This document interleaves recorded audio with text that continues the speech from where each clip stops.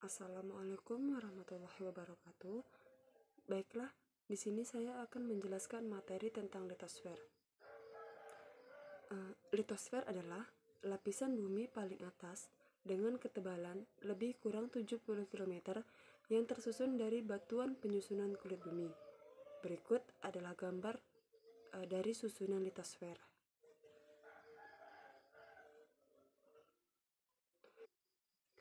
Litosfer ini memiliki beberapa bagian lapisan yang dibagi menjadi dua. Yang pertama itu adalah lapisan sial. Lapisan sial ini merupakan lapisan kerak bumi yang bersifat padat dan berbatu. Lapisan ini dibagi menjadi dua. Yang pertama disebut kerak benua, merupakan benda padat yang terdiri dari batuan granit di bagian atas dan batuan beku di bagian bawah. Yang kedua ada kerak samudra, merupakan benda padat yang terdiri dari endapan laut di atas, batuan vulkanik di bawah, dan paling bawah ada batuan beku, gabbro, dan priodolit. Yang kedua ada lapisan sima. Lapisan ini lebih berat dibandingkan lapisan sial karena mengandung besi dan magnesium. Lapisan ini bersifat elastis dan mempunyai ketebalan 65 km. Selanjutnya, saya akan menjelaskan tentang batuan-batuan apa saja yang membantu terbentuknya susunan litosfer ini. Yang pertama ada batuan beku. Batuan beku adalah batuan yang terbentuk dari serbuk atau beberapa mineral yang terbentuk akibat pembekuan dari magma. Berdasarkan teksturnya, batuan beku ini mampu dibedakan menjadi dua, yaitu batuan plutonik dan batuan vulkanik. Perbedaan antara keduanya mampu dicermati berdasarkan besarnya mineral penyusun batuan tersebut. Batuan beku ini memiliki beberapa manfaat. Yang pertama untuk mata pisau dan tombak, yang kedua untuk campuran beton dan pondasi jalan atau pondasi bangunan, selanjutnya untuk pembuatan ubin dan alat penggosok. Berikut adalah contoh-contoh dari batuan beku. Selanjutnya, yang kedua ada batuan sedimen.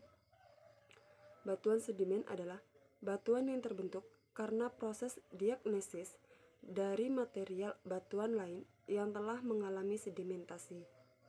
Sedimentasi tersebut meliputi proses pelapukan, transportasi, dan deposisi. Proses pelapukan yang terjadi dibagi menjadi dua, yaitu pelapukan fisika dan pelapukan kimia.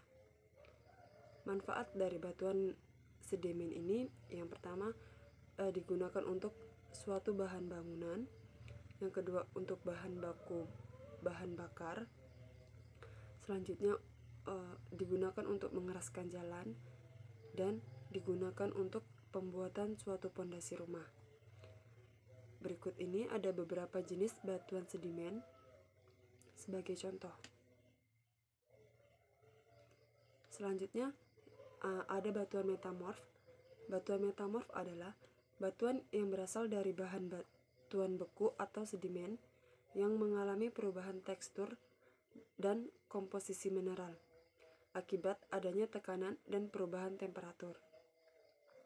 Batuan ini merupakan hasil dari ubahan atau transformasi dari suatu tipe batuan yang sudah ada sebelumnya, yang didapat dari suatu proses yang disebut dengan metamorfosis atau mengalami perubahan bentuk. Manfaat dari batuan metamorf adalah digunakan untuk pembuatan kaca dan keramik serta batu perhiasan. Selanjutnya digunakan sebagai campuran semen, papan, panel instrumen listrik, dan digunakan untuk bahan lantai atau dinding. Berikut beberapa contoh jenis batuan metamorf. Selanjutnya, dampak dari dinamika litosfer ini yaitu ada dua. Yang pertama dampak positif. Dampak positif ini terbagi menjadi beberapa. Yang pertama, material yang dikeluarkan gunung api meningkatkan kesuburan tanah. Yang kedua, potensi objek wisata gunung api, geyser, dan mata air panas. Yang ketiga, sumber tenaga baru dan terbarukan seperti energi panas bumi. Kemudian dampak negatifnya yang pertama ialah menimbulkan bencana alam seperti gempa bumi dan tsunami. Yang kedua, menimbulkan awan panas dan kerusakan tenaga material erupsi gunung api. Yang ketiga, menimbulkan kerugian material akibat bencana geologi. Yang keempat, terjadinya atau adanya korban jiwa akibat dari bencana geologi. Baiklah, sekian sedikit penjelasan dari dinamika litosfer dari saya. Apabila ada kesalahan, saya mohon maaf. Wassalamualaikum warahmatullahi wabarakatuh.